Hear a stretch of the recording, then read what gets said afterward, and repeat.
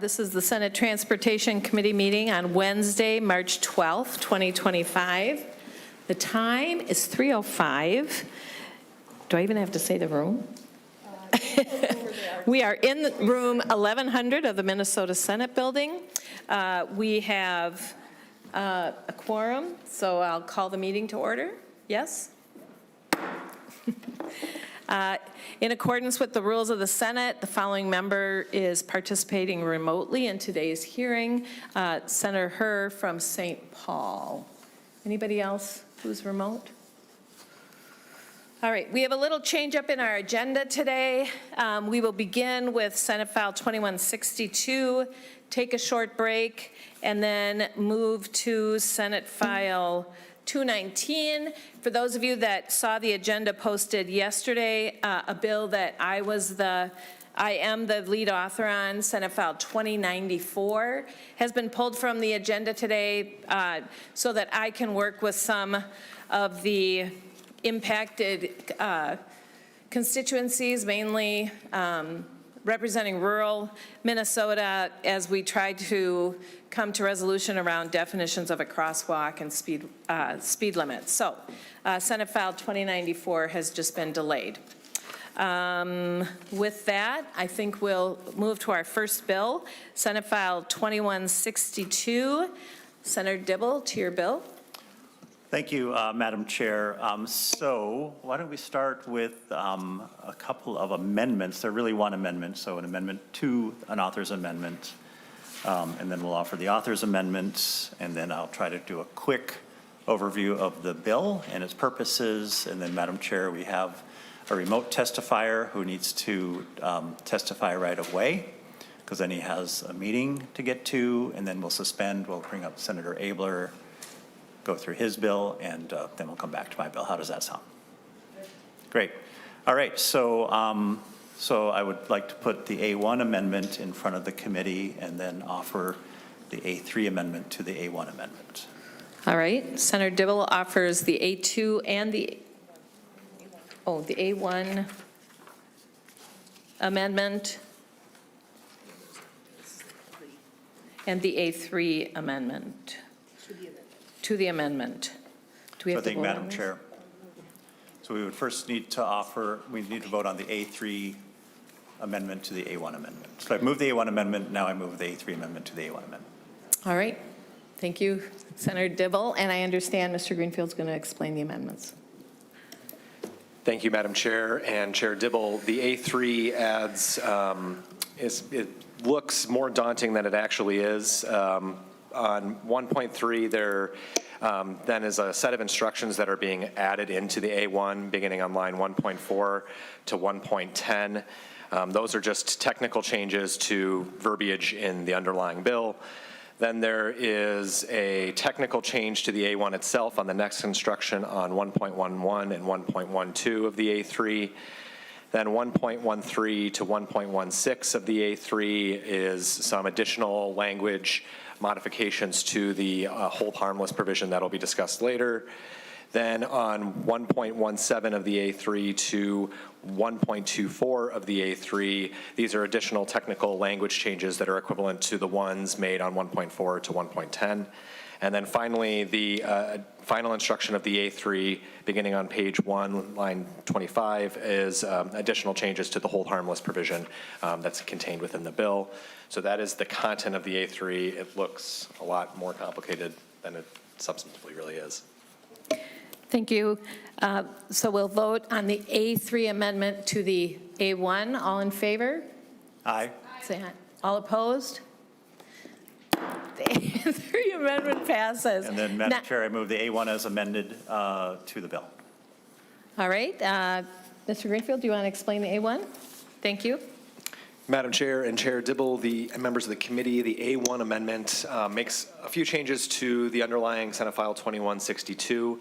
The first instruction on the A1 is the page 2 after line 16 instruction that inserts some language regarding funds, projects that are paid for with federal funds, are not required to meet the same geometric design standard requirements that are exempted for purposes of municipal or county state aid streets later in the bill. Paragraph D that is being inserted is a hold harmless provision that the commissioner may require a resolution by a political subdivision that adopts a qualifying alternative roadway design to indemnify and hold harmless the state for purposes of adopting that sign. And there are some slight changes made by the A3 to this language that says that the political subdivision must further agree to defend at sole cost and any action or proceeding against the state regarding as a result of adopting the qualifying alternative roadway design.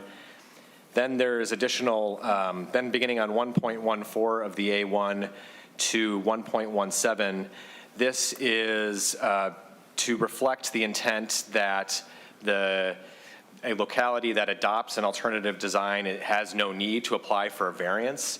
So the language that's being deleted here is superfluous and duplicative. So the language from 1.14 to 1.17 is just conforming to the intent of the bill that's established in the new proposed subdivision 1A for both the county state aid highway, county state aid streets and municipal state aid streets. Then the additional instructions beginning on 1.19 to 1.31 is the same content of the discussion brought in at the beginning on page 2. So the paragraph B relating to federal funds, and then the new paragraph C regarding indemnification and the hold harmless clause. And then additionally, the same language conforming change on beginning on 1.32 into page 2 of the A1 that to say that because an adoption of a qualifying road design standard does not require a variance, it is not something that that essentially is redundant language again.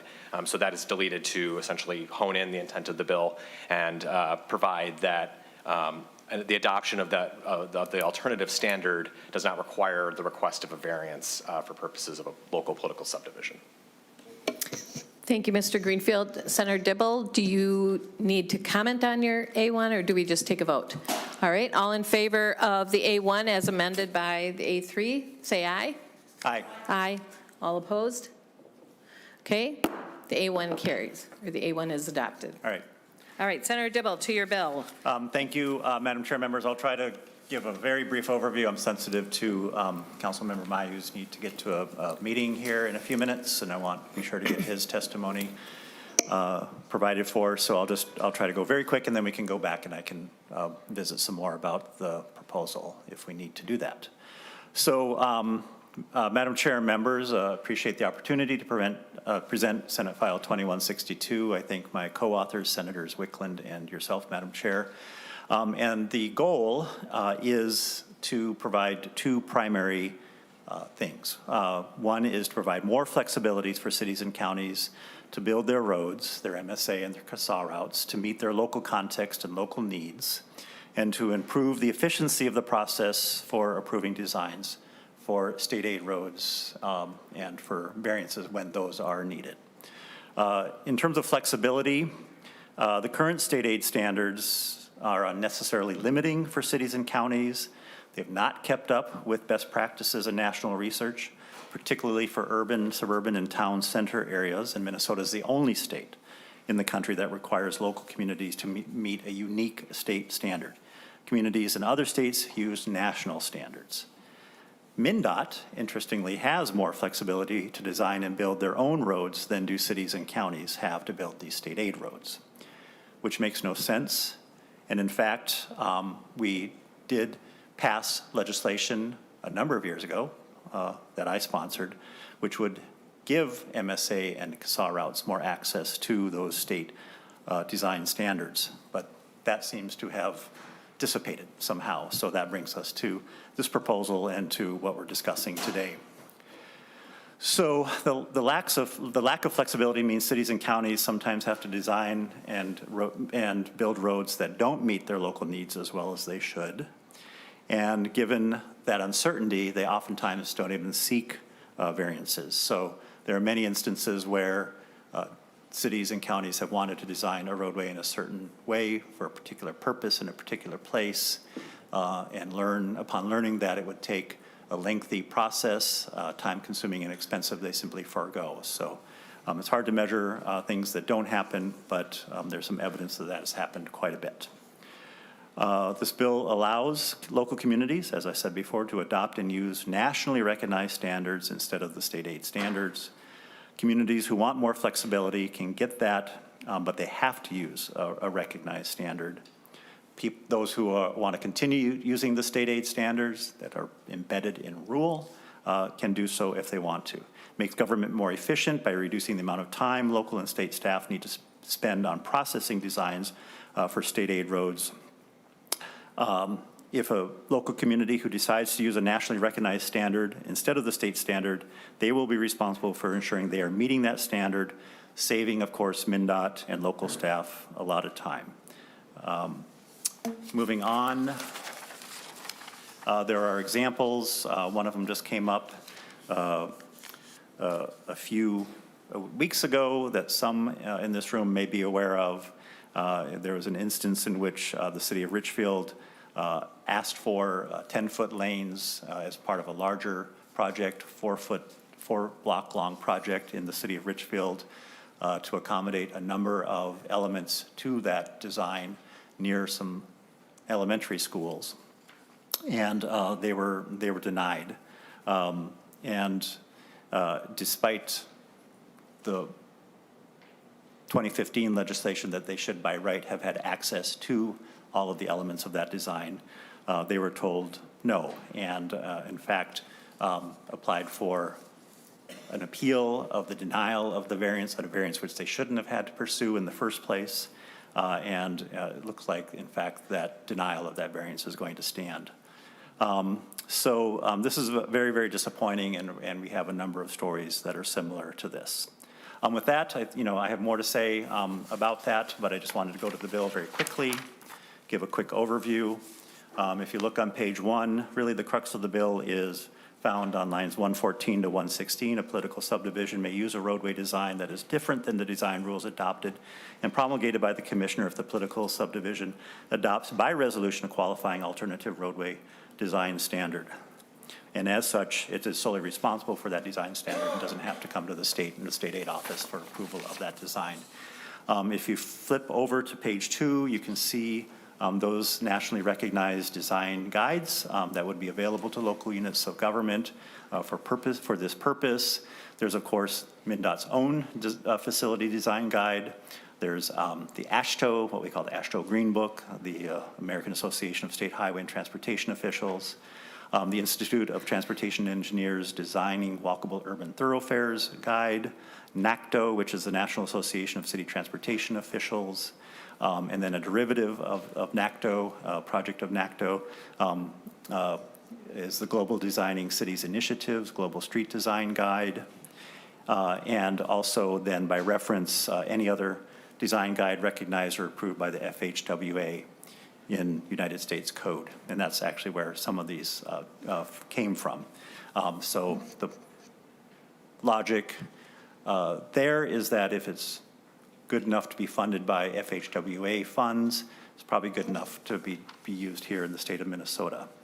If in fact a city wants to, or a county wants to continue to abide by the state aid standards, there is some different ways they can go about then seeking variances and some different criteria around which those variances are judged and whether or not they're granted. If they conform to the guidelines as mentioned earlier, then those variances would be made available to them. And we specifically say that special consideration is given to variances that involve the safety of non-motorized transportation to and from a school. There's some provisions for notification when variances are denied, a special consideration when looking for a variation from 11 to 10 feet in an urban or suburban context. If something is found in the Department of Transportation Facility Design Guide, again, trying to go back and referencing back to that 2015 law that we passed, or the trunk highway standards for roadways of a similar context, or if it is one of the elements of the design involves a Safe Routes to School program, which is the case, by the way, in this Richfield instance. And then from there are provisions, some of the provisions around indemnification and holding harmless and risk and liability and that sort of thing. Some standards around how variances are submitted and the information that they require. You're basically pulling a lot of that out of rule and putting those into statute. Then we repeat a lot of this in Section 4. Mr. Greenfield can remind me, Section 4 dealing with municipalities or counties or vice versa. Mr. Greenfield? Madam Chair and Chair Dibble, that's correct. 16209 is municipal state aid streets. Thank you.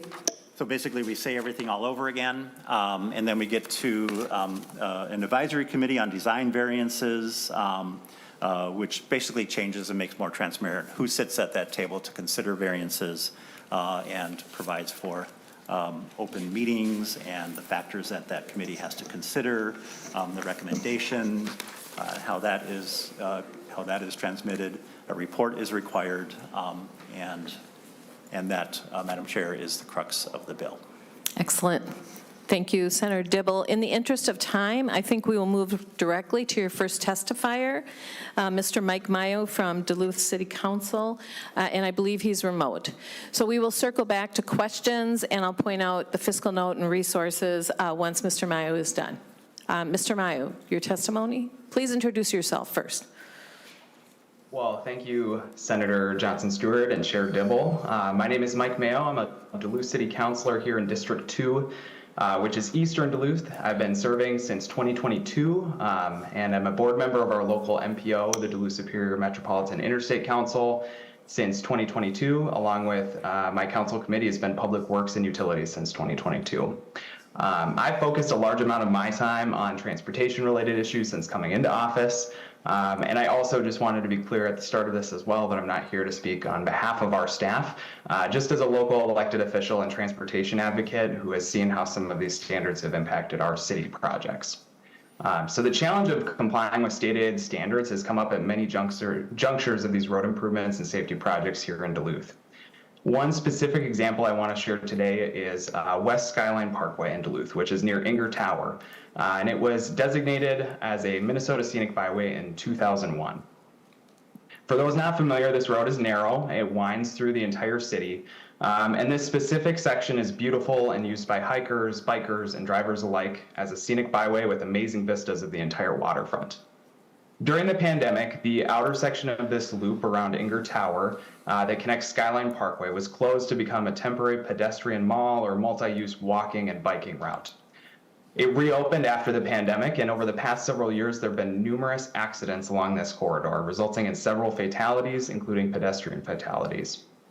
Duluthian Kenneth Bickle, who was 70 years old, died in February 2024 after being struck by a car when he was walking on a section of the parkway near Inger Park. Logan Wook, who was 26, died earlier in February 2024 after rolling his car in the same vicinity. And we had community members reach out to us to see if we could do something about this.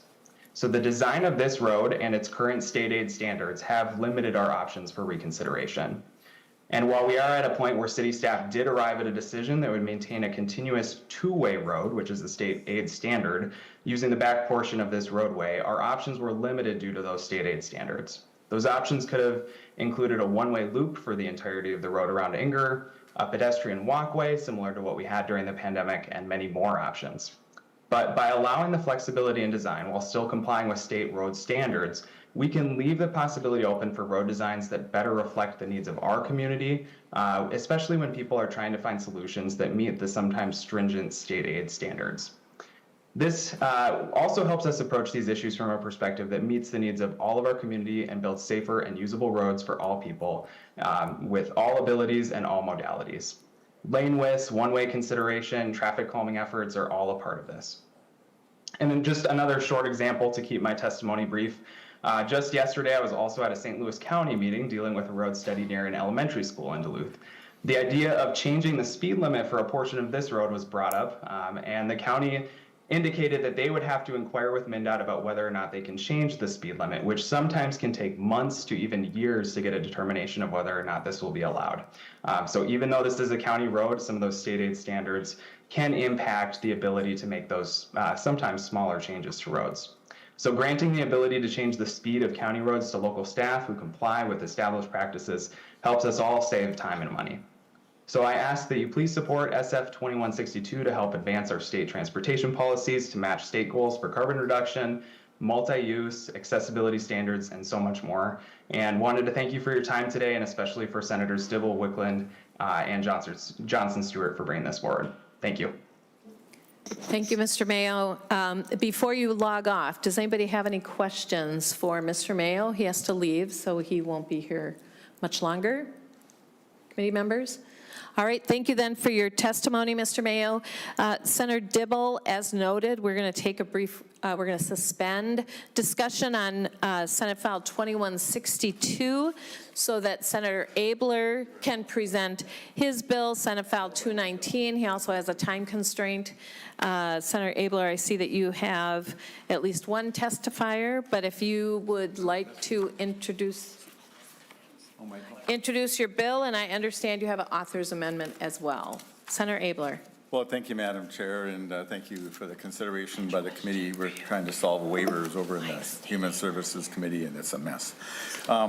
Anyway, so there's an amendment. It's not really an author's amendment, although it's from the author because this bill has been heard elsewhere. So anyway, but I'll describe it, and if somebody wants to move the A2 to get it in front of us, then we can get these elements discussed, and you can listen to the testimony, and there's some decisions to be made by this committee changing this program a bit. And I think you'll like them, but it's definitely a decision, so.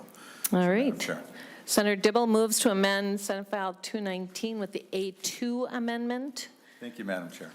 And so if you recall. Wait, I think we have to vote first. Well, No, we Madam don't Chair, have to vote? I'd like to Okay. describe it first. So All right. I appreciate your trust in me, so this bill actually reinstates the North Star to go up to Rice. Thank Maybe you. not. I want to read the amendment first. Anyway, so if you recall, the e-bike rebate was very popular. I was not part of that. That was Senator Fate and others that did that. It was $2 million a year, and it was a lottery. And so, I mean, it was a first come, first serve thing.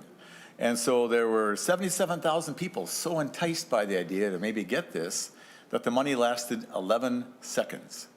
And so if you were the 12th second person, you didn't get any. And so it was, I mean, it was wildly popular. So there's about $500,000 left from that. There's a pot of $2.5 million nominally left. And so working with the e-bikers and so on, I'm here as a guest of theirs, and I appreciate being brought this by people. So, but so that we decided in talking to them that we're going to suggest some changes, is that instead of it being first come, first serve, it become a lottery. And so that way people would know here's the time to submit your thing. And we also realized that some people who are quite wealthy probably don't need to get a rebate. And we also realized the prices are dropping on e-bikes. And so we considered that we would drop the stipend amount, and that we also would limit, so that's kind of the three things. And so the bill limits by income, that's the amendment, to $78,000 for a married individual filing a joint return, or $41,000 for other persons. Those numbers could be any number you like, but that's what people thought made sense. And then the rebate would be for $750. And was there one other change I mentioned? And then it'd be the lottery. And also, taxes wanted the Commissioner of Revenue to kind of work on this, and so that's where that would go. And so, Madam Chair and Senator Dibble, they would like this bill back, but I still think it's if this could go in your omnibus bill, that would be wonderful, assuming that you all agree to the changes. So I'll stand for questions on the amendment, and then if you like it, we could adopt it and then take testimony. So. All right, thank you, Senator Abeler. Anybody have questions for Senator Abeler on the amendment? Senator McEwen.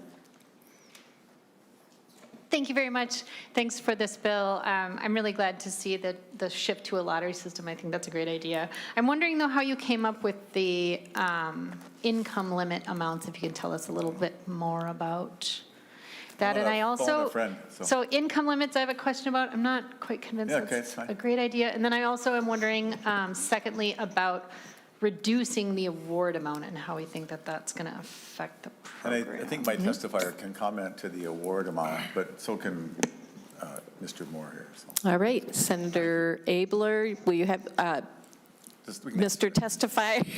Can you introduce yourself? He's answering a question. I have a testifier beside. All right. Madam Chair, my name is Vic Moore with the firm Franzen and Moore, and I'm a lobbyist for the Minnesota Bicycle Alliance. And Senator, the actual amount was in the bill that passed 2 years ago. That was the threshold for low-income people that we used to earmark 40% of the amount of the rebate that would go to lower-income people. So there wasn't any other further consideration about adjusting the gross amount that made them eligible. We just made everybody eligible under that threshold. So 100% of that money will be going to lower income.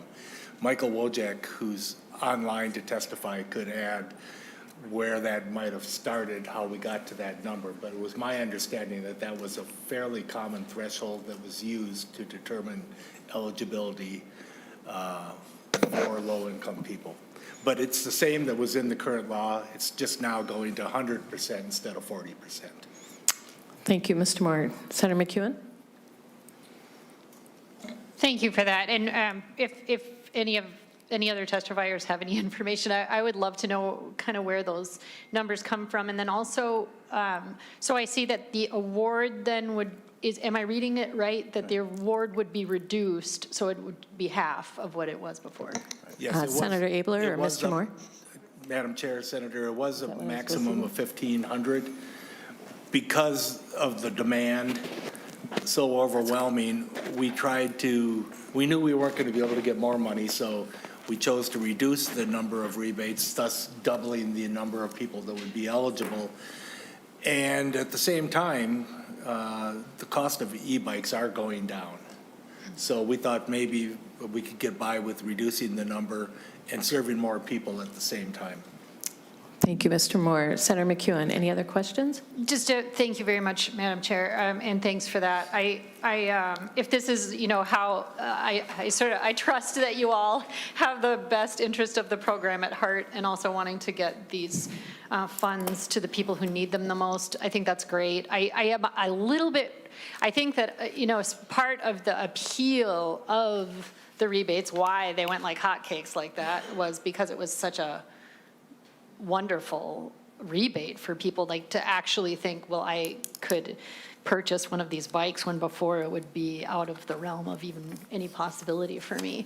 So I guess these numbers aren't exactly where ideally I think that they would be most maximally effective. I don't know why you'd go from 40% to 100% and that you would half it. I'd rather to see it, I don't know, I'd like to see how much the price of the bikes has gone down. And because now the award is going to be 100% to low-income people, I worry that that $750 still won't make it within the realm of possibility for, if you're a married couple making, what is less than $80,000. 78,000. Yeah, for you to consider buying an e-bike is a big commitment, and so if you're getting $750 off that e-bike, I'm just wondering, I'm not saying I don't support it, I am trying to think critically about what that actually looks like for people who are considering buying an e-bike, and if it's all low income, what that means to cut it by that much. So anyway, I appreciate your work on this. I'd love to learn a little bit more about how you all came to the numbers eventually. Thanks. Thank you, Senator McEwen. Are there other questions? Madam Chair. Senator Abeler. Testifier can clarify that, and then you can wait to vote on the amendment afterwards. And certainly, we're flexible on the number. We just thought it made sense, given it's so popular. So maybe we can do our testifier, who I think is online, so that would be nice. Yes, before we move to the online testifier, did I miss anybody? All right, so thank you, Senator Abeler. Online, we have Mike Wojak, who is online right now, Mr. Wojcik, to your testimony, except we need your camera on. There we go. Mr. Wojcik. All right, can you see me? Yeah, okay, I see me there. Thank you, Madam Chair. Thank you, Senator Abeler, for bringing this forward. I will do my best to be brief and answer the questions. First and foremost, with regards to the amounts on the income limits, that was something that I believe originally came from Senator Fateh's bill. That was not something that we were looking to change. That's what made the program more generous for folks in that range when the bill was first proposed. Now, what we actually saw in reality when this thing went live is, first of all, from a bicycle advocacy standpoint, you never want to throw a party and have nobody show up. And we threw a rebate party, and more than 1% of the state of Minnesota was online at the exact same time trying to get these rebates. So that is it. We view that, I mean, we crashed a Salesforce server, so while we don't necessarily like seeing that happen, deep down there maybe is a little bit of a point of pride on that too, and just how wildly popular this program has been. What we saw is that for those of that weren't in that income, that 40% of the reduced income level, households with incomes well over 100,000 who were getting these rebates. And some of the feedback that we got from the bike shops was even, it became a little bit frustrating because there were a lot of folks that could have gone in and bought e-bikes that were just waiting to see if they got a rebate. And we actually had some bike shops telling us they had a slowdown in sales ahead of the rebate.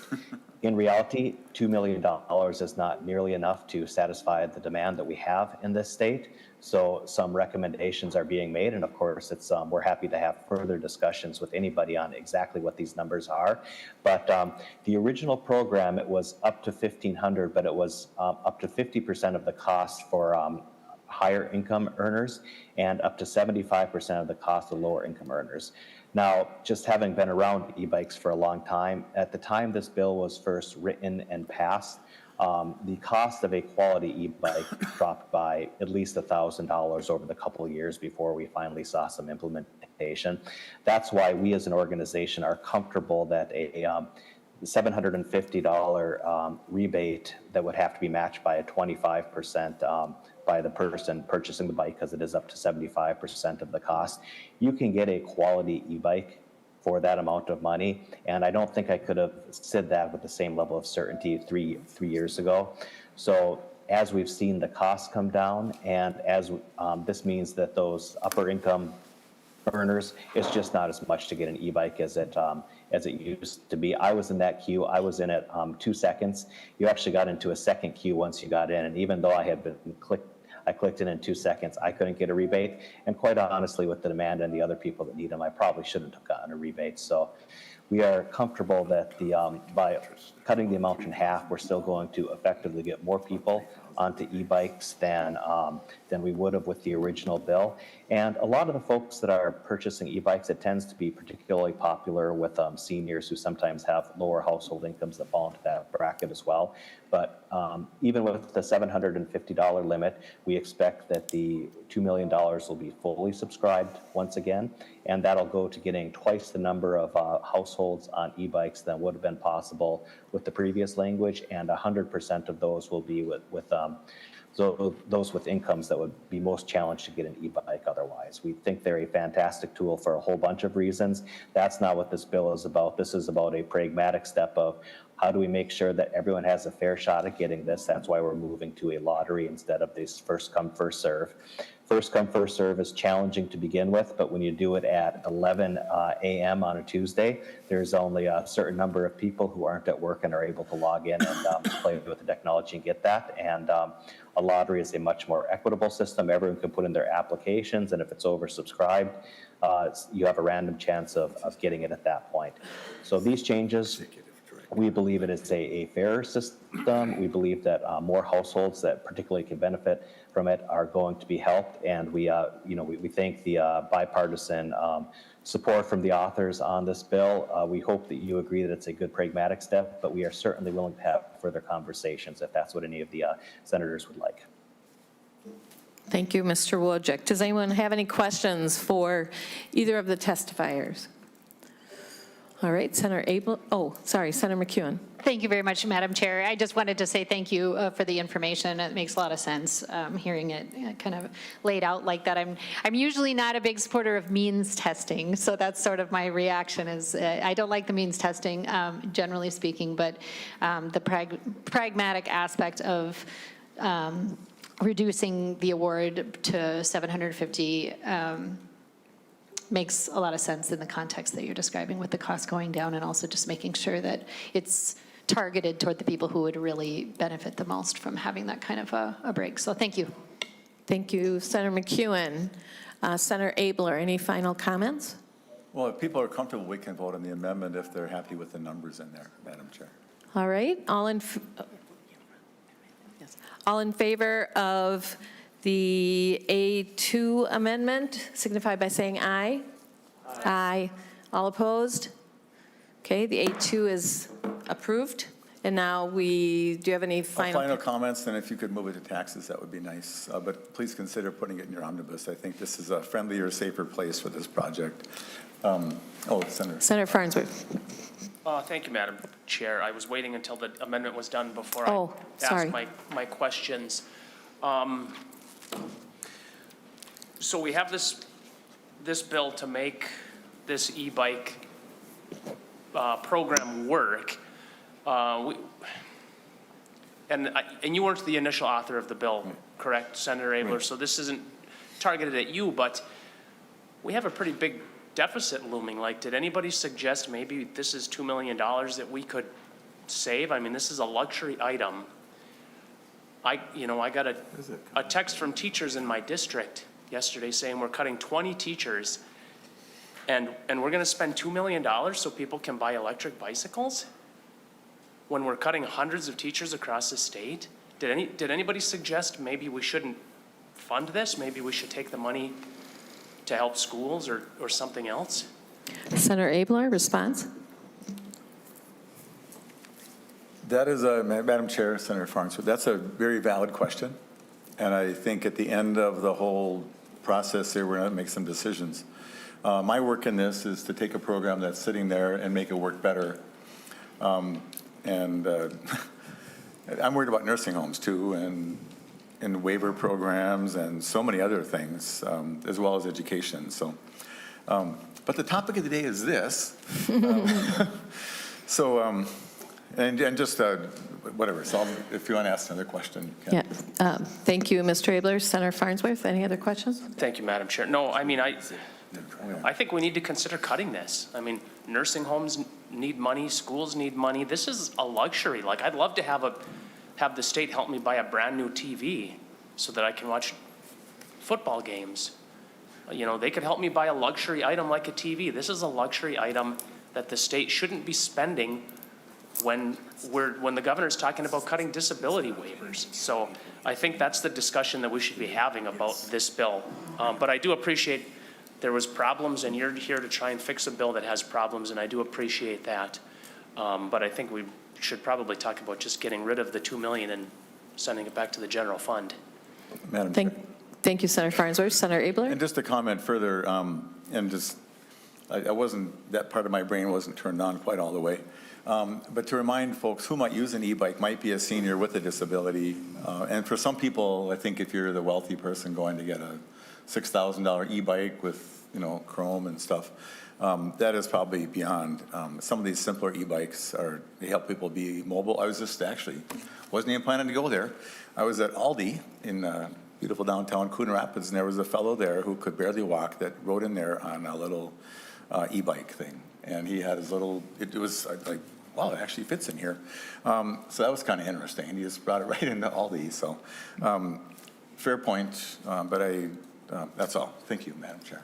Thank you, Senator Abeler. Senator Dibble. Can I Oh, respond? I'm sorry, Senator Farnsworth.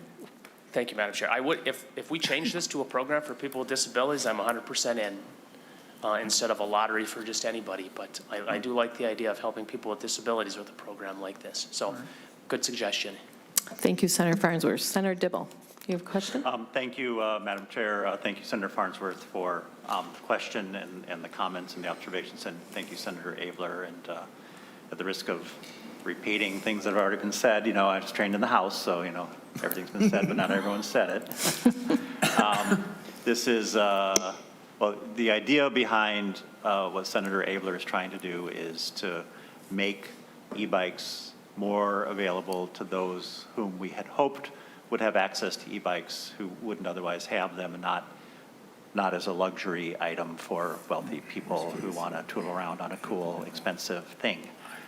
Because it does make bicycling more accessible and more available to those who might need it, who couldn't otherwise bike as an alternative, or you know, to get to where they need to go for what they need to do, or get to, you know, cover that proverbial last mile, last 10 blocks, last 5 blocks to get to a transit stop. Those sorts of things, for those of you who haven't used an e-bike, you know, they do make bicycling just so much easier for people with some sorts of mobility issues and impairments. You know, so maybe Senator Farnsworth, we can explore the comment and the observation that you made.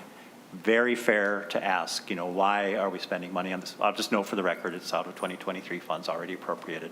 We could, of course, cancel it back to the general fund. Absolutely, we need to be making priorities, you know, selecting priorities, and so it's a very fair question. I don't begrudge you asking the question, but there is a rationale that goes beyond just delivering a luxury good to people who can already afford to buy that for themselves. And that's what Senator Abeler is trying to do. Thanks. Thank you, Senator Dibble. Any other comments? Senator Jasinski?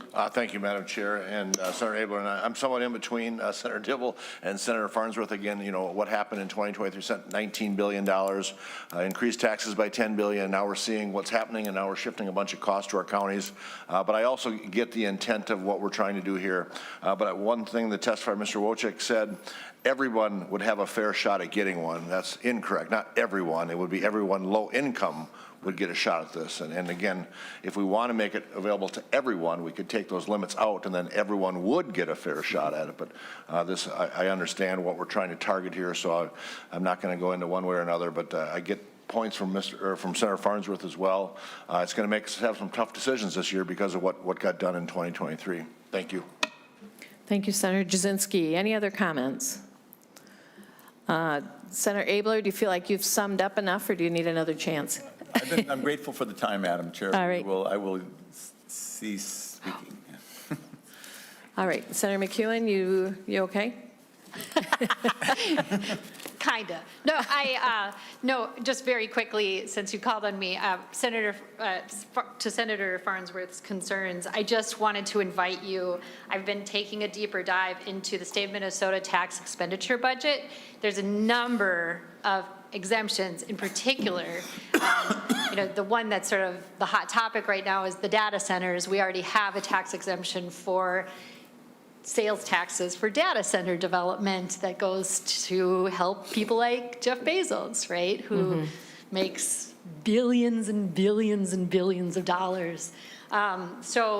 I would love to talk about the fact that we don't live in scarcity, and the top 1% of Minnesotans own about a third of the wealth. So this idea that we got to cut stuff, we got to cut, and we can't let the seniors have their e-bike, and we can't help individual Minnesotans with things that they really need is nonsense. And but if we are really looking to like slim it down, we got a lot to work with if we start looking at our tax loopholes for the rich. So I'm always on board for that. Thanks.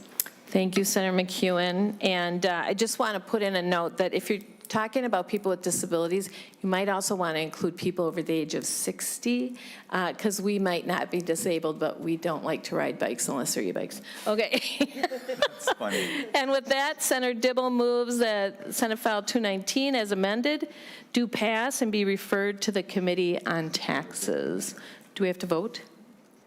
All in favor, say aye. Aye. All opposed?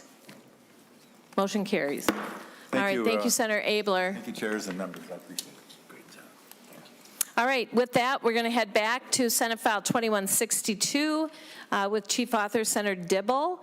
I want everyone to know that we are going to be monitoring the time, and we ask testifiers to keep your remarks to 3 minutes. If you hear the timer, please wrap up promptly, and I'll appreciate your cooperation. Senator Dibble. Madam Chair, should we have Ms. Boyd explain the fiscal note to us real quick? Yes, so as I hand it over to Ms. Boyd, there is a fiscal note on this. There are also several letters addressing this bill in your packets from the city of Minneapolis, from Metro Cities, and others, so please take time to look at those. But with that, Ms. Boyd, will you go through the fiscal note, please? Thank you, Madam Chair. Yeah, there is a fiscal note. I should note that it's listed as Senate File 9013. That's because we requested it as an unofficial note when we had the draft language. In the interest of time, this is actually written to 2162, bar some revisor-made grammatical changes in the final version of the language. So if you look on the first page, there are costs listed under both the legislature's general fund budget and the Transportation Department's trunk highway fund budget. And the crux of the changes would start on page 5 under the assumptions heading. All the costs listed in MnDOT are related to FTEs. There's staffing funded out of the trunk highway fund. You'll see on the bottom lists one principal engineer, one senior engineer, and one administrative assistant. And those FTE costs are related to the assumptions that there would need to be staff review time of design plans submitted to MnDOT under other rules, not just those repealed in the language, that MnDOT state aid staff would need to develop knowledge in other design guidelines listed in the language, and that the MnDOT Geometric Design Standards unit staff would need to review the local agency plan. Also, there would be additional administration and management of the Advisory Committee on Variances. That committee does exist in rules now that's being codified, but there's other membership and other requirements in the committee in the new language. And it says that, I believe that's the crux of it. The Variance Committee will be convened 4 times per year into perpetuity, so those would be the costs there. So that totals up to roughly $393,000 per year, starting in fiscal year 2026.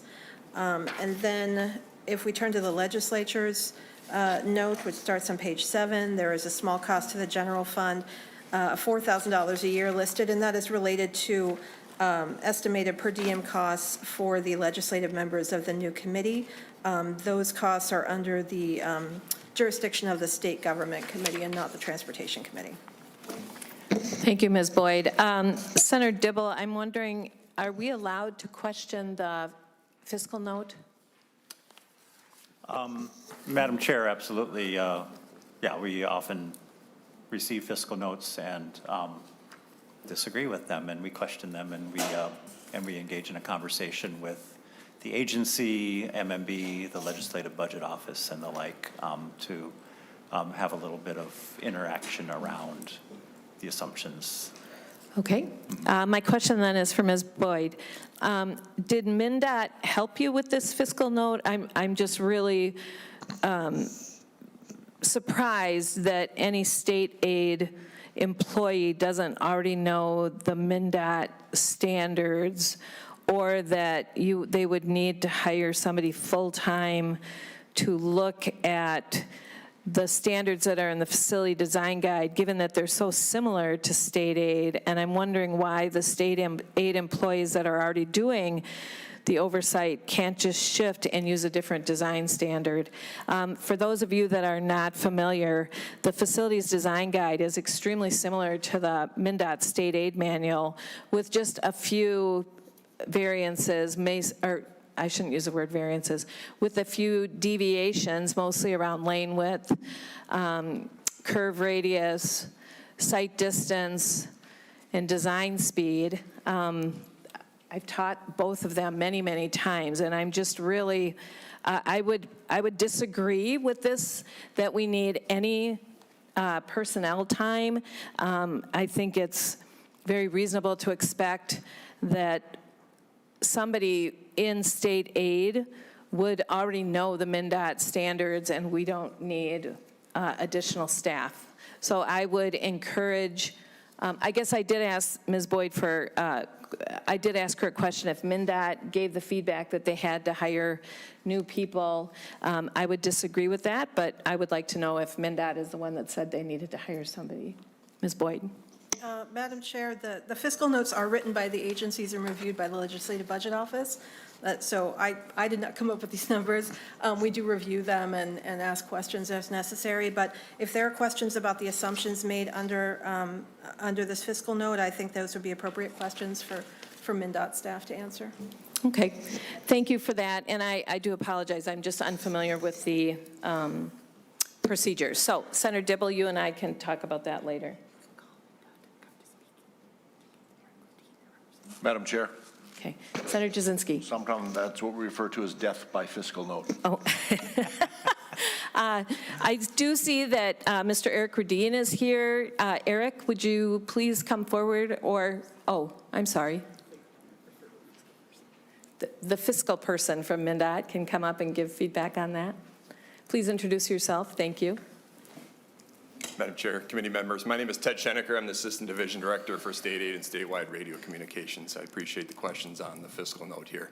Madam Chair, I would say for the most part, you're correct. They are pretty close. However, State Aid staff are experts in State Aid rules and the design guidelines that go along with them. We are not experts in MnDOT's Trunk Highway Facility Design Guide. And I know that this is trying to limit it to those elements, probably more related to widths of roads. But when we start talking about design guidelines, that brings in a lot of different features associated with the design of the system of the road. And so we are not the experts in that. And so if there is a plan that goes and they are using the MnDOT facility design guide as that, we would be required, or we would kind of push that or float that over to the MnDOT side of the business for them to be experts in their system as to how they review them. Thank you, Mr. Schenecker. I just have to push back a little bit that, for the last 20 years, I have spent many weeks in front of MnDOT staff teaching the facilities design guide, and my students manage about 24 hours of training, and then I presume that they're well-versed in the design standards. So perhaps the budget could, or the fiscal note could include some training, but respectfully, I just don't see the need for full-time. While you're here, though, could I, Senator Dibble, can I ask Mr. Schenecker a question? I do have a question as to why, since you're here from State Aid, and I'm glad for that, why, maybe you could give a little context. Even yesterday, I asked some engineer friends, told them about this hearing, and they said, I've always wondered why State Aid has different standards. And frankly, I've always wondered that too. So perhaps you could give a brief overview, or just a brief response as to why there are two standards for design at MnDOT, one for State Aid and one for trunk highways. Thank you. Committee members, historically, I don't know why. But I would say back, if we go back, way back, 1955, creation of the interstate system, the state of Minnesota at that time said that the secondary road system was very important to the state of Minnesota. And at that time, they said, we want that secondary system, which is primarily kind of the county state aid system and the municipal state aid system, to operate at a certain level. And in order to do that, we are going to have funding dedicated towards it, and we're going to create some rules and standards around that system. At that time, I don't know why there was a choice or a decision between a trunk highway standard versus a local road standard, and why they went separately in their own way. But that's been in place for many, many years. So in response, if the state aid standards apply if the roadway is classified as a state aid road at time of design, is it because of how it's funded? That's when the standard applies, correct? Madam Chair, yes. Okay. Thank you, Mr. Schenecker. I really appreciate that. So back to Senator Dibble. We went through the fiscal note. There are some letters in here that you may choose to read. Is it okay if I open up to questions now? Madam Chair, do we want to hear from our testifiers and then go to questions? Yeah, Senator Nelson, is that okay to wait? Yes, my question is for Mr. Schenecker. Okay. Thank you. Senator Nelson? Thank you, Madam Chair. Well, I'm also kind of digesting the fiscal note and the number of hours, and I mean, I have to applaud the specificity which is there, so that's important. But I guess this is a broader question. Does MnDOT have anything like, when I was teaching, I needed to have professional development, so many hours of professional development every year that was somehow provided during the school year, or in my business, I need to have so many hours of continuing education every 2 years to have my license renewed. I'm just curious, what about our MnDOT employees? Do they have, professional development requirements or continuing education requirements? And if they do, why couldn't these things be part of that?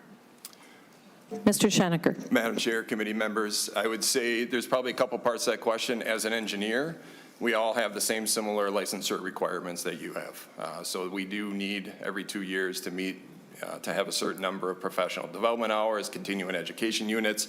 So on that standpoint, we do need professional training for our licensure.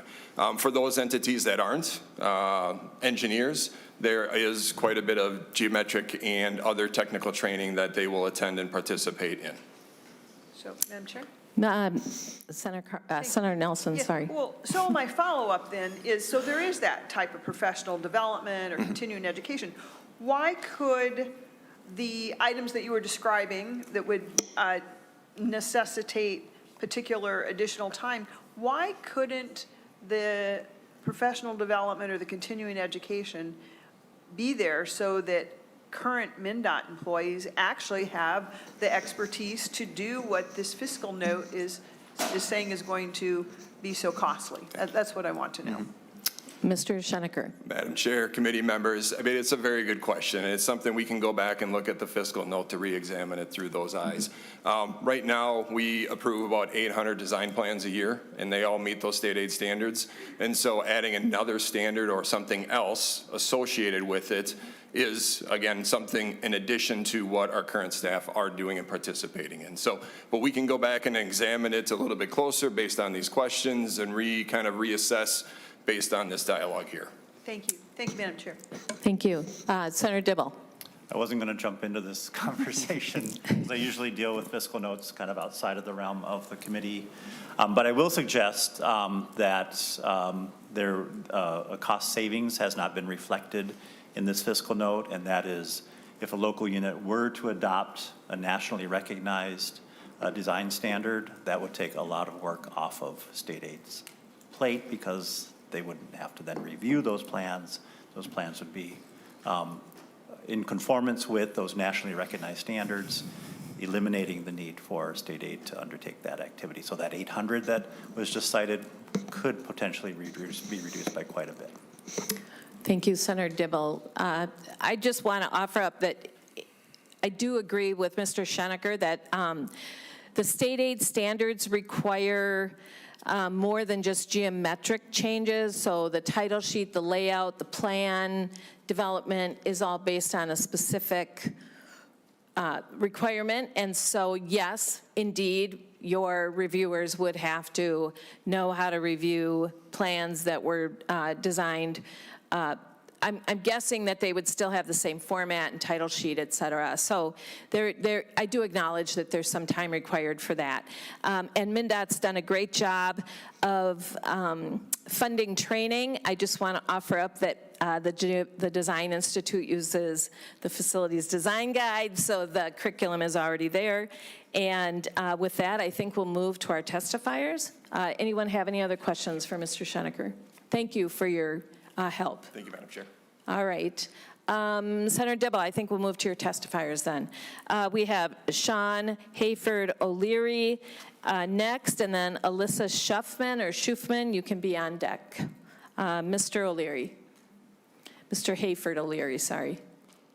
State your name and who you represent, please.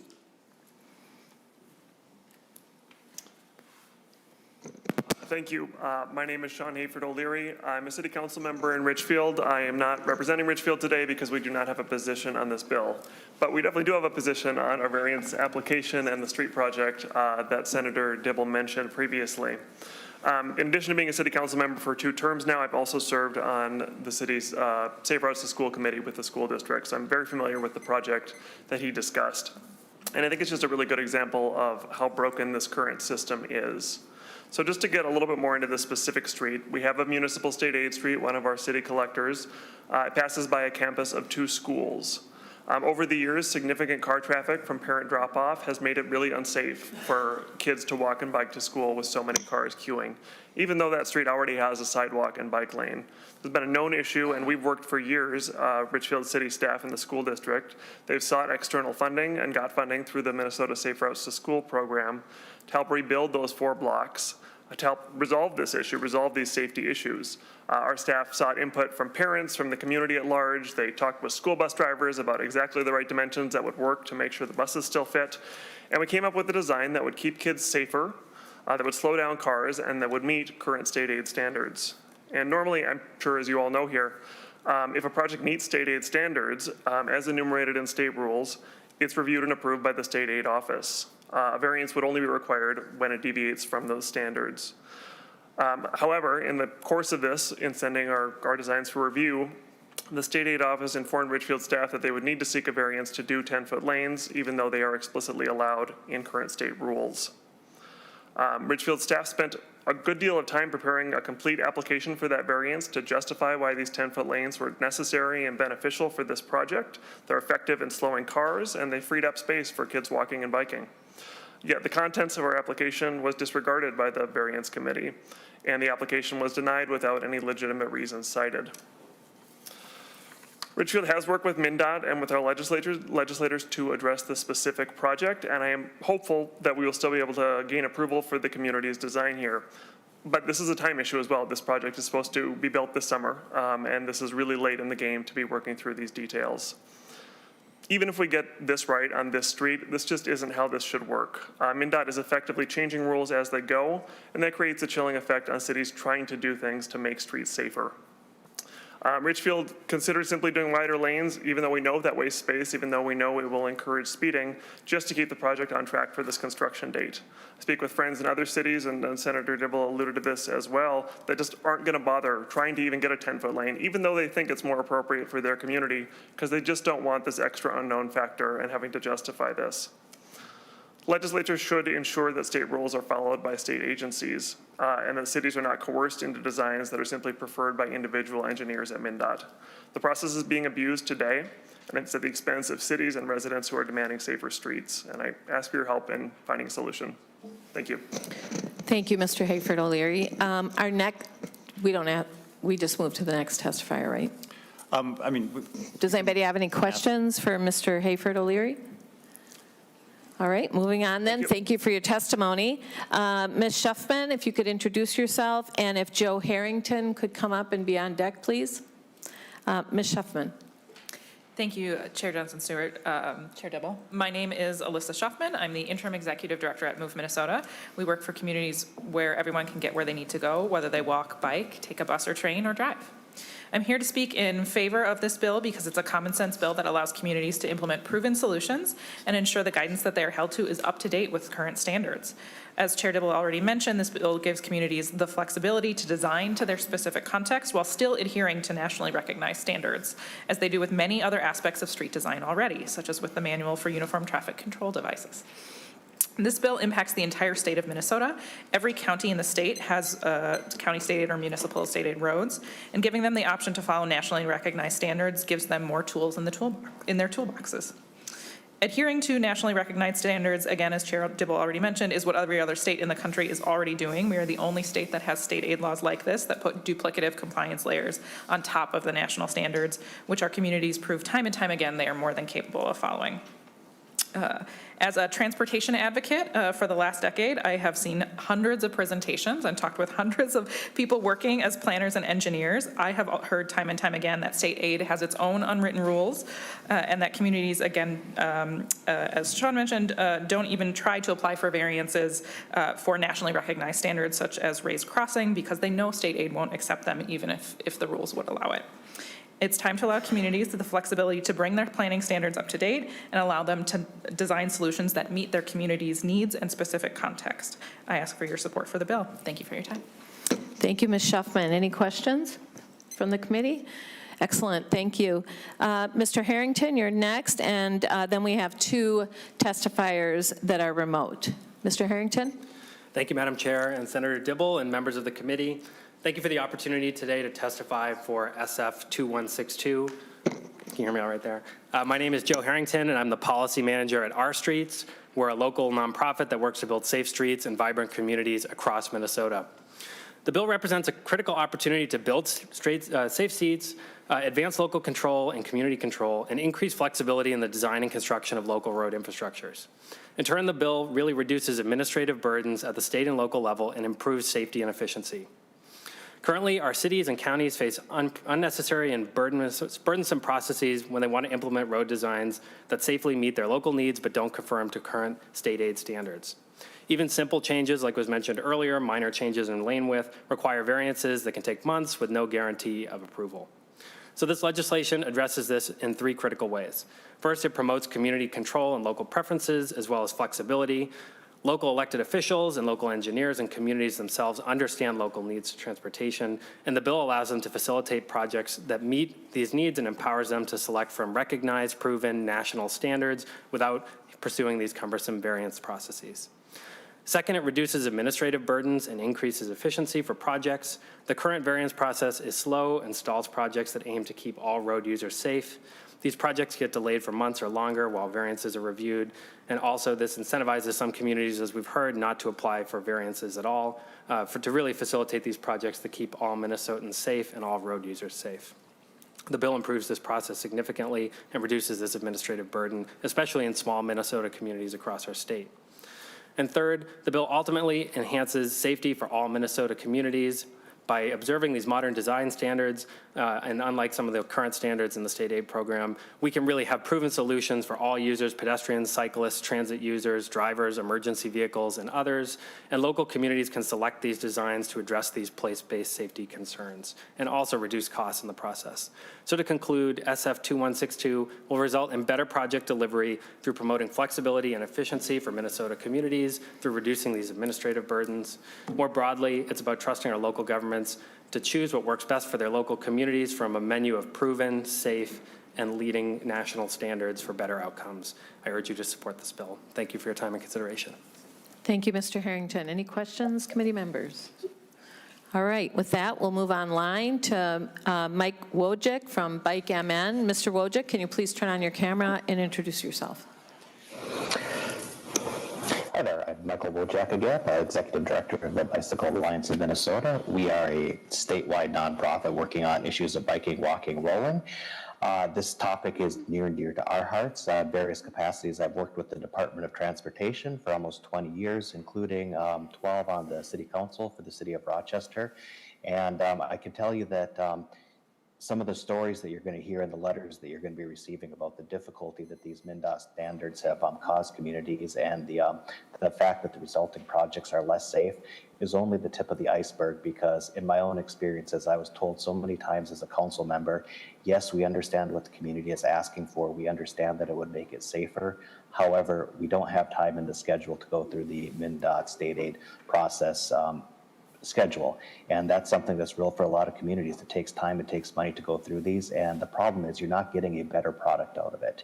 The standards that are in this bill are vastly superior when it comes to building safe roadways for people who bike, walk, and roll than the MnDOT state aid standards. So we're not only not having a process that works for communities, we're getting worse results.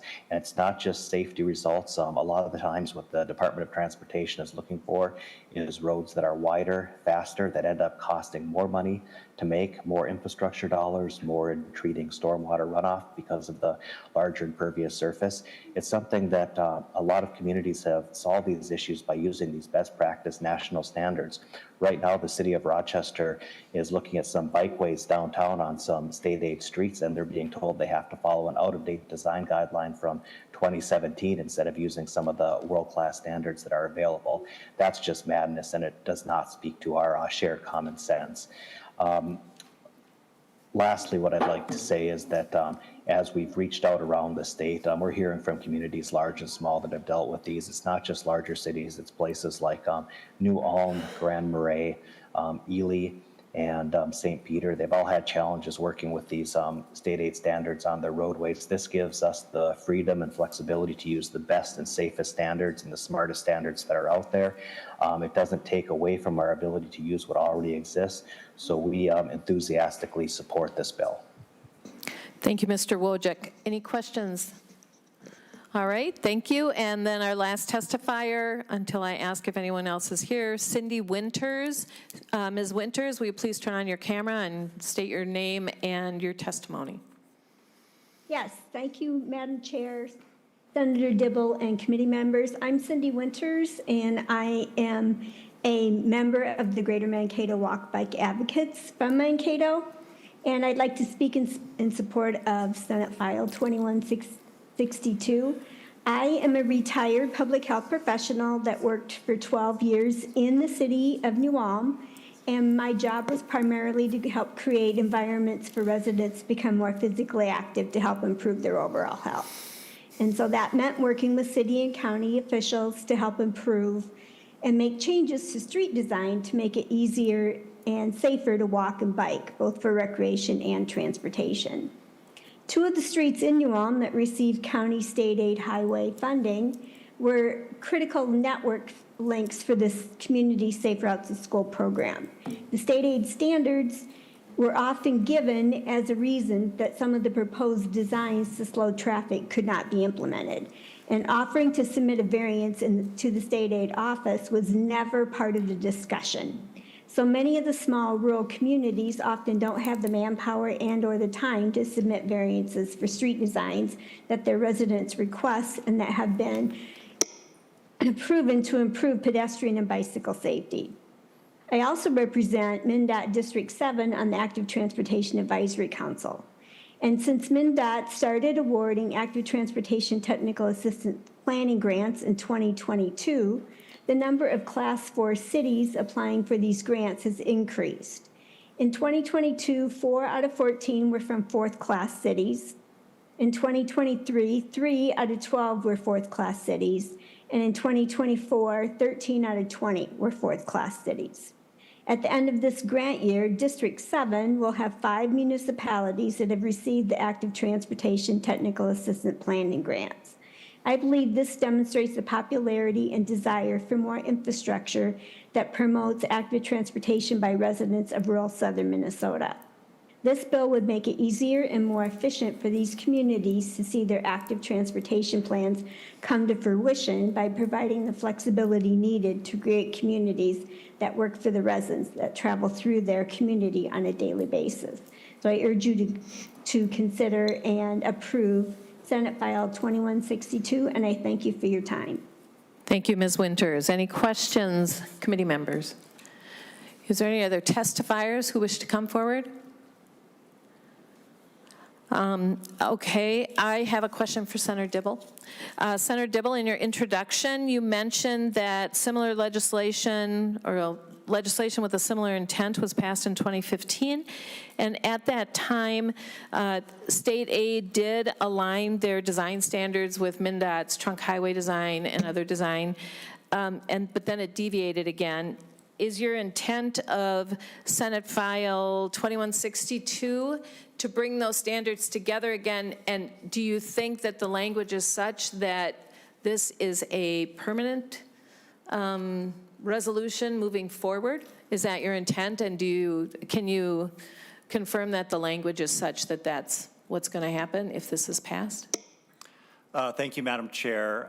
So just to, I kind of breezed past that point in my presentation. So, and maybe Mr. Greenfield can help me remember. But I know in 2013, the legislature passed some legislation directing MnDOT in working on designs that involve local roads to give guidance, to support context-sensitive design, complete streets, those sorts of concepts. And then in 2015, that didn't seem to be taking hold. And so in 2015, when it came to light that, in fact, MnDOT's own design standards are more flexible than what you find in the state aid standards, which seemed a little bit paradoxical because, of course, we think of MnDOT roads as trunk highways, high-volume roads all over the state of Minnesota, but, sometimes they come into a small-town setting, or, there are trunk highways that go through our cities and suburban settings. They can be designed in a way that takes into account the land uses, the other kinds of users in those stretches. So after, and I have a lot of history with this going back to my time at the city of Minneapolis with local government.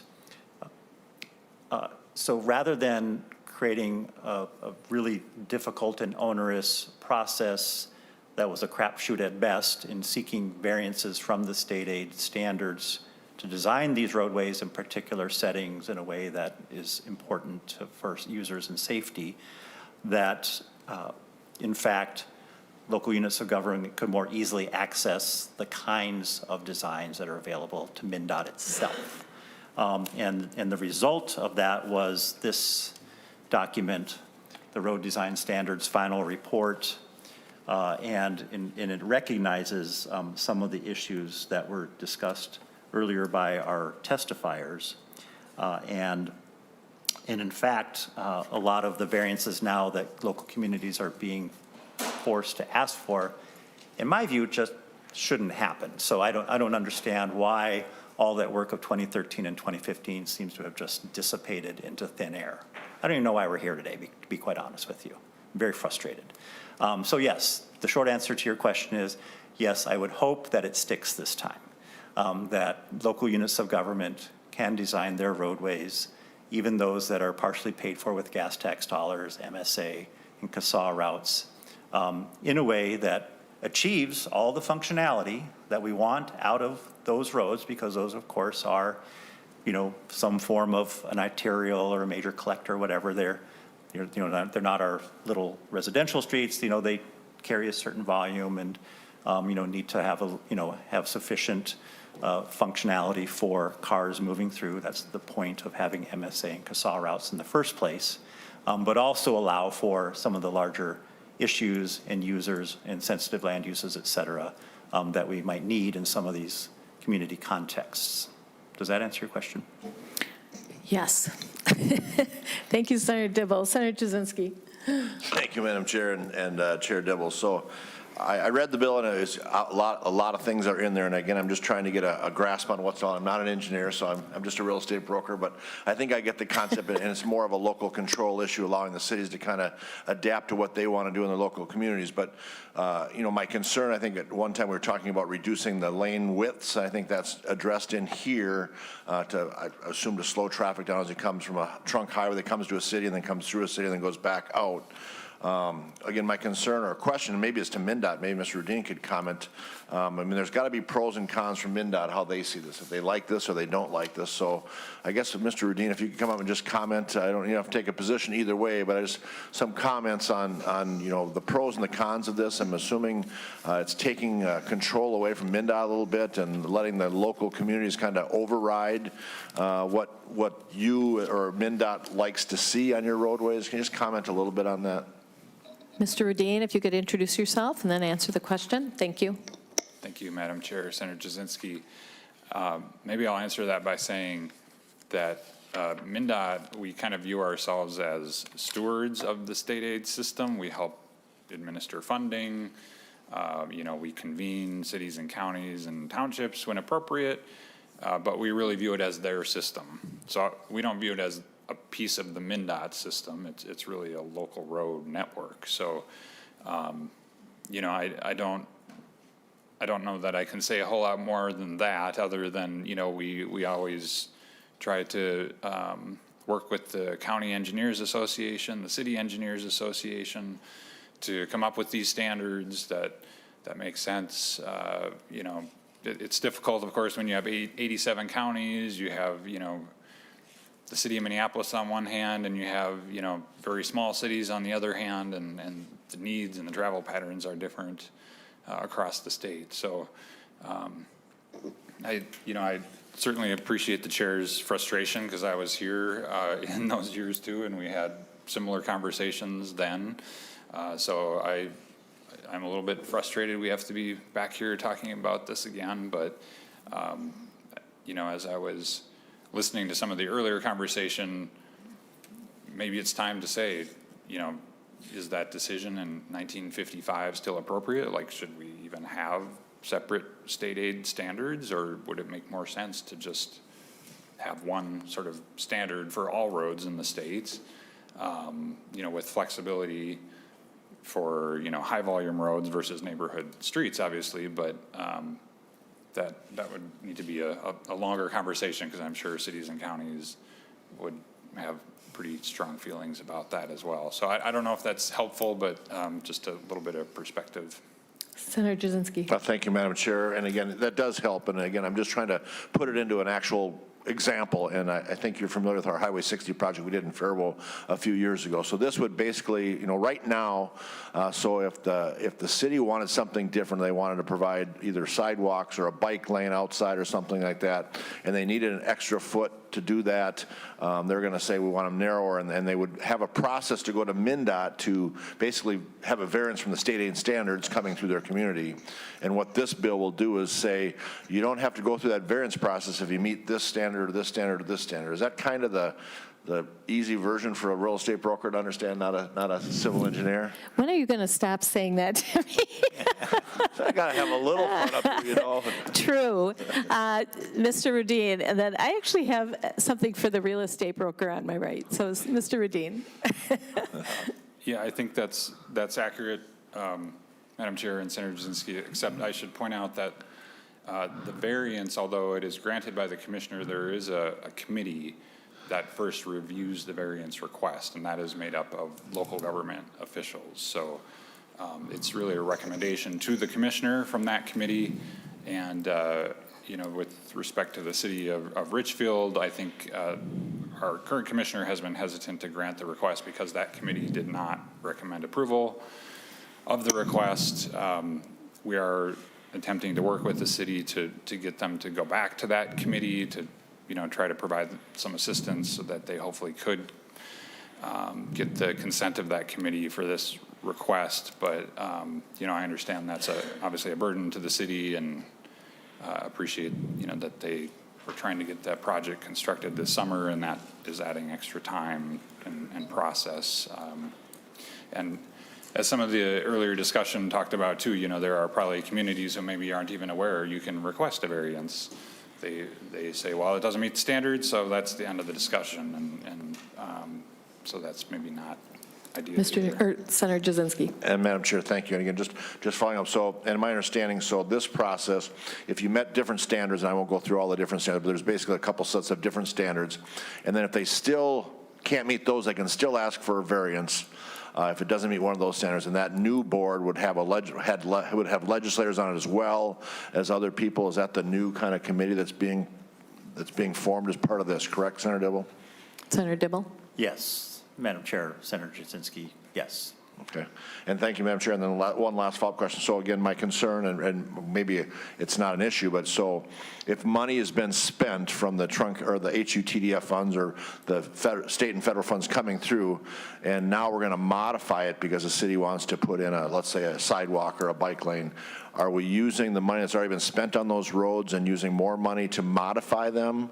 Again, my concern is we spent money once and we're using that money, and now we're modifying it to adapt to more of a pedestrian or bike access when it's really a thoroughfare for a vehicle. So again, that's my concern, is we're using money that it was designated for roads and things like that. Now we're using that money to modify them or allow them to be modified to more of a pedestrian access. So can you just comment on that? Maybe that to Mr. Rudin. Mr. Rudin or Senator Dibble, do you have a comment? Well, I think that therein lies the rub. What are roads and who are roads for, Senator Jasinski? Are they for cars, or are they for the community to get to where they need to go? And also, and within that context, if you were to design a roadway with, for example, 10-foot lanes that goes by a school, that also then provides for enough space for kids to walk or cross or bikes or whatever? Are you providing sufficient throughput to serve the driving public?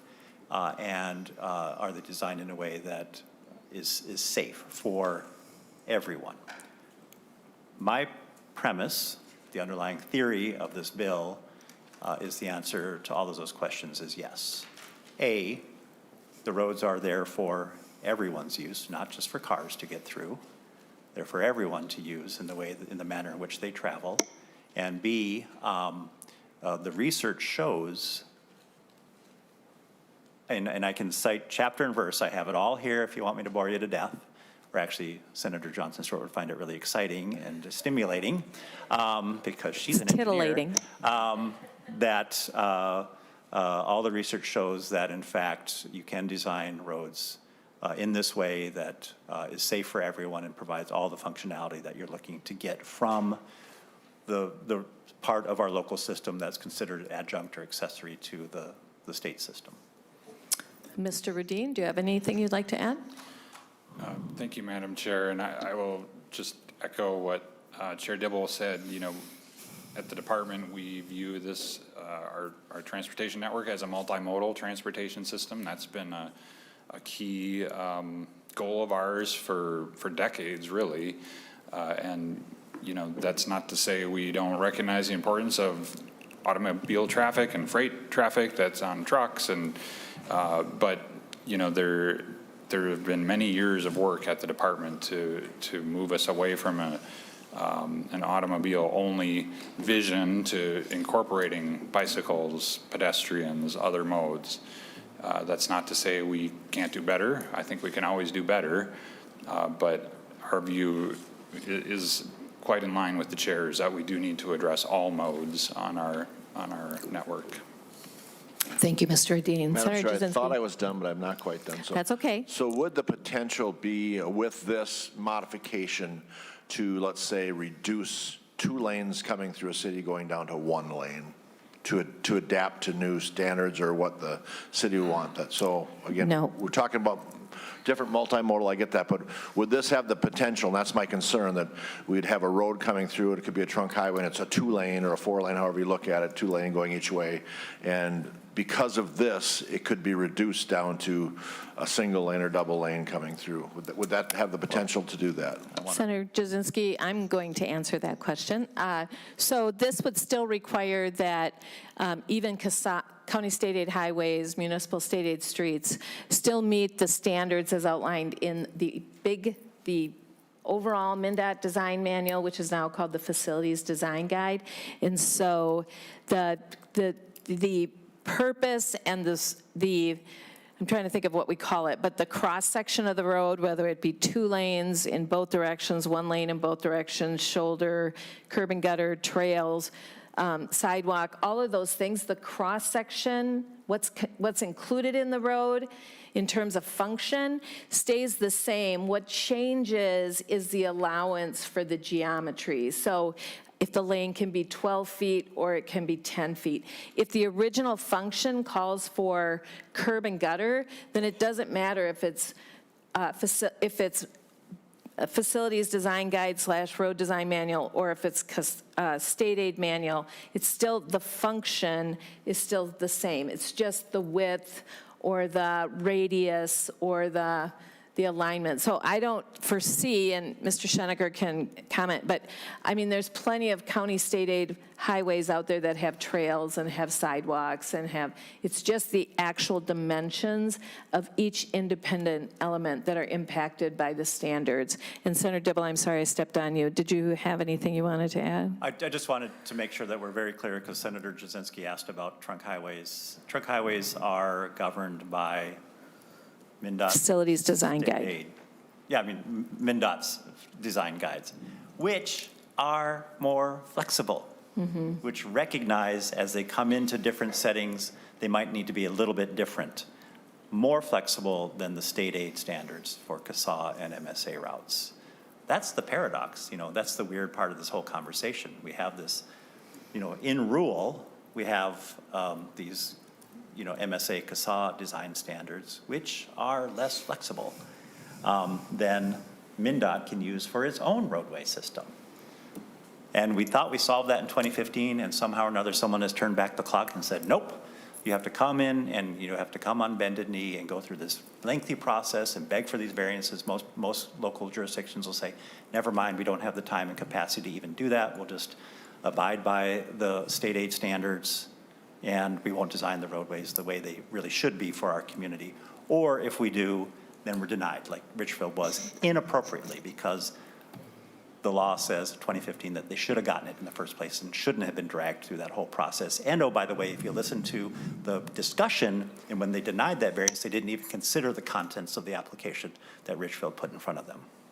Thank you, Mr. Dibble, or Senator Dibble, sorry. Senator Jasinski, anything No more else? questions, just a comment, just as a fun point. So I understand it requires a legislative report. I just want to make sure you go on record. That's your request to have another legislative report from MnDOT and not mine.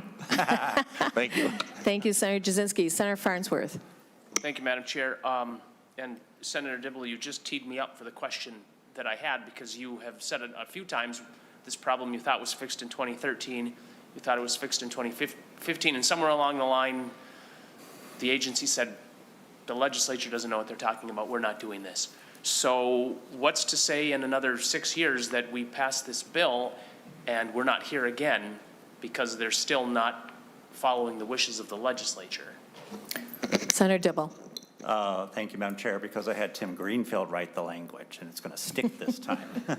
It is ironclad. It's a little more clear. Senator Farnsworth. Thank you, Madam Chair. And I mean, that's my big concern. I mean, I think I like the flexibility in the bill. It seems like a good bill, but in my short time in the legislature now, I've had a number of occurrences where constituents or entities have reached out to my office and said, this agency isn't following the intent of the law.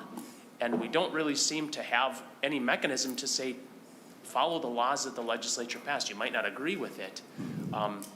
And so this is, I think, a good bill, but I'm concerned we're going to be here in 6 years or 7 years or whatever and being like, well, we have to pass this new one because they're still not listening to us. So I do. Thank you, Senator Dibble. Thank you, Senator I do have a response that's not quite so glib or flip. We did include some mechanisms around having to justify the denial of variances more clearly, having to look at, for example, they can't just ignore Richfield's application and just pick their own reasons for denying the variances, which they did in this case. They have to document, why the variance was denied based on the criteria that's set forth and based on their analysis of the application, based on their analysis of the design guidance, and they also have to report to the legislature and others when they've denied a request for a variance. And then, of course, this variance committee includes legislators. I don't know if that's the best idea or not, but we've kind of revamped the variance committee and make sure that there's more representation from more kinds of communities sitting there. And also we have a report in the great tradition of Dave Frazier that will come to the legislature on a regular basis on their activities. So maybe that'll cause a little more stickiness to what we're trying to communicate and enact here in this policy proposal. Thank you, Senator Dibble. Senator Farnsworth, anything else? just one more thing, when this passes, Senator Dibble, and you're looking for members for that committee, not it. Oh, I already bribed him with a cup of coffee. That's it. All right. Any other questions? I have a short one for Mr. Rudin. My question is, in order for a city to have access to state aid funding, they have to have a population of at least 5,000. Is that correct? Yes, Mr. Madam Chair, Rudin? that's correct. So I just have a few things to say. So the state aid money is separate from MnDOT. You guys, I'm sure, already know that. But for cities to have access to it, they have to have a population of at least 5,000, and all counties have access to this money. My understanding, again, please correct me if I'm wrong, is periodically, because I don't remember how often they do it, but city engineers designate routes in their city as municipal state aid streets. So it's only those streets that must abide by these standards for design. They could have all kinds of other city streets that are not state aid. The same thing goes for counties. I don't know how often, again, doesn't matter, but periodically the county engineer designates their county state aid highway system. And so that's why some county roads are just simply county roads and some are county state aid highways. So in a county, you could have a road that's been designed according to MnDOT standards because it is not a county state aid highway, and a road that's designed according to county state aid highway standards because it is part of the state aid standard. Again, raise your hand if anything I say is wrong.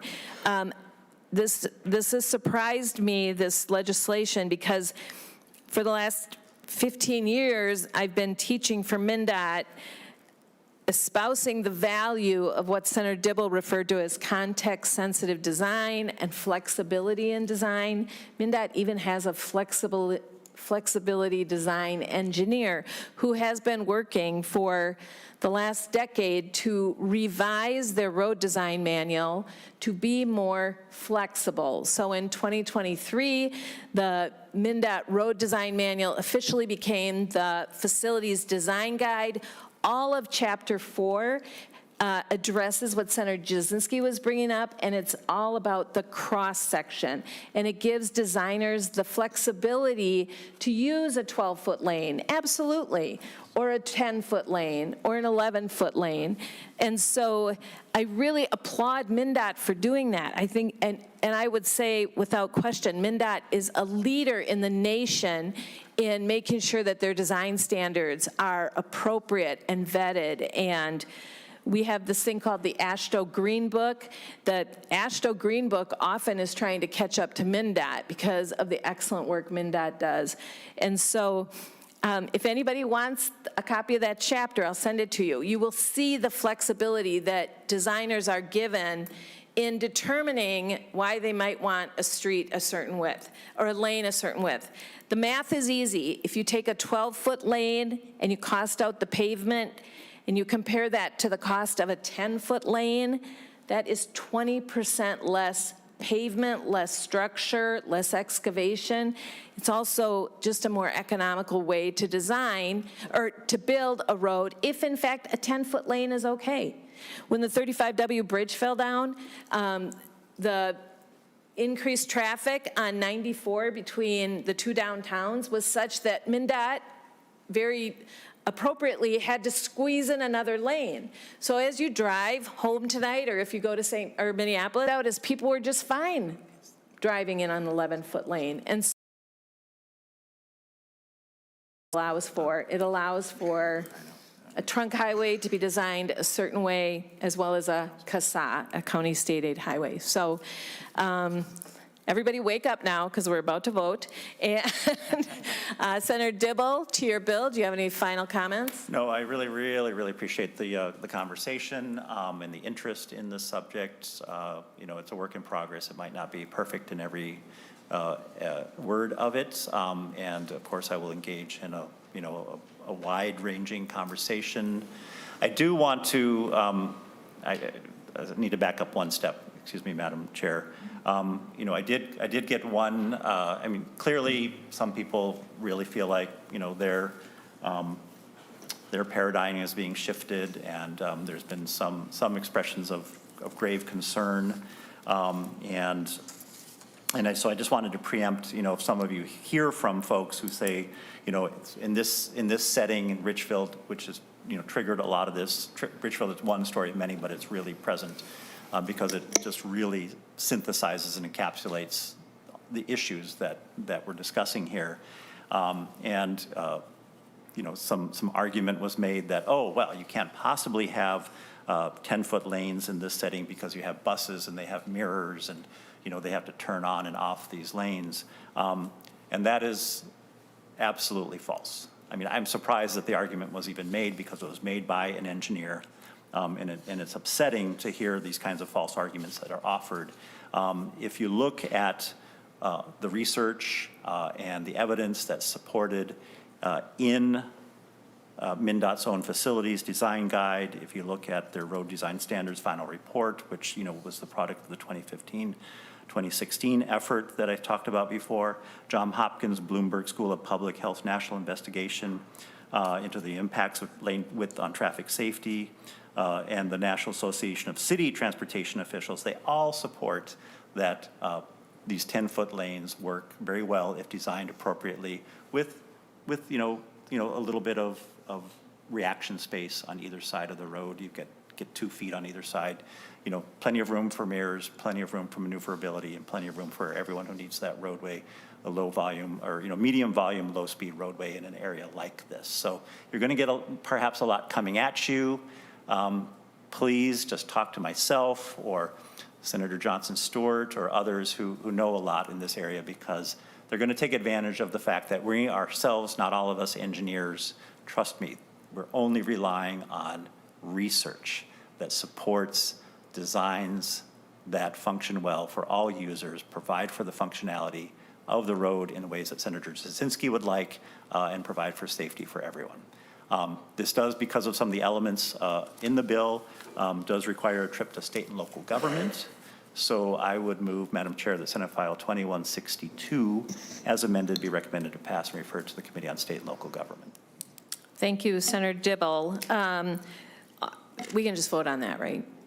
So all in favor of approving Senate File 2162 to move to, as amended, to move to state and local government, say aye. Aye. Aye. All opposed? All right, so moved. Thank you, Senator Dibble, for your passionate support of this bill.